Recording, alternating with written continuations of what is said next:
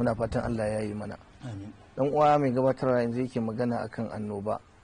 Akwai wani darasi da ya kamata mu dai musulmi da za mu ɗauka mu fa'idanta idan muka fada cikin irin wannan yanayi.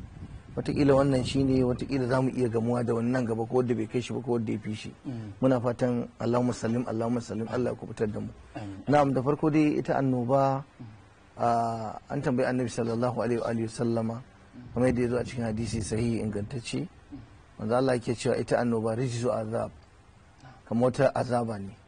Imam Ibn Kasir ya kawo cikin littafinsa Al-Bidaya wa Nihaya da ya ta bayani akan annobobi da aka yi ta samu a rayuwa. Annabi ya ce Allah yana azaba ga wanda iga dama wa yarhamu man yasha, wani kuma yana masa rahama.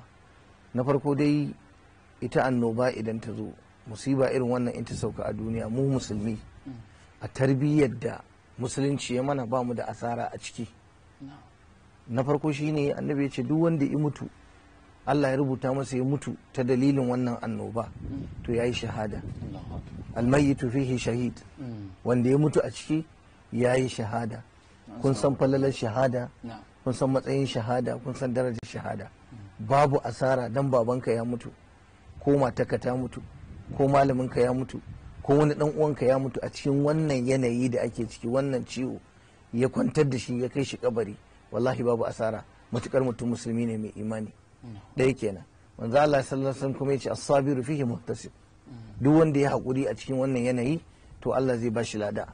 To kaga anan gurin Allah muna hakuri da musulmi da wanda ba musulmi ma, kowa ma da yana hakuri. Dolanka da mai dabara da mai wayo da marar wayo da wawa da bi gidaje da mai hankali da wanda ya san me yake da wanda bai san me yake ba, kowa ma dai ya shiga dai jirgin hakuri. Dole ne ai hakuri yanzu, ba yanzu hakuri ba sai ka ta jawo mutane aya da hadisi ka ce su yi hakuri ba. Yau da gobe ma za ta nuna dole su yi hakuri.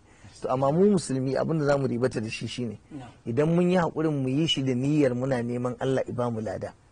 To kenan insha Allah ta'ala hakurin da muke yi na rashin fita, haƙurin da muke yi na rashin samun abun hannu, haƙurin da muke yi na rashin yin ibada yadda ta kamata, haƙurin da muke yi na rabuwa da iyalanmu da 'ya'yanmu, haƙurin da muke na fargaba da tashin hankali, wane ya mutu wane ya kwanta an gwada wane ana jiran sakamako, duk wannan dole sai mun yi haƙuri. To duka akwai lada. To a nan gurin idan ka lura da wannan maganganun guda biyu, to me abin tashin hankali? Na'am, dole a matsayin mu na ɗan 'yan adam hankalinmu zai tashi saboda rauni namu. Amma in ka duba haƙiƙanin yadda makomar abin take, insha Allahu ta'ala in ka mutu a cikin wannan yanayi za ka samu shahada. In kuma ka jure da rashin ciniki, rashin zuwa kasuwa, rashin wane ne, rashin zuwa inda ya kamata ka je, to Allah zai baka lada. Kafiri ko arne shine ba yake cikin asara a wannan, bamu da wannan. Sannan abin da ya kamata mu gane na darasi shine ashe abubuwa suna iya canjawa a rayuwa.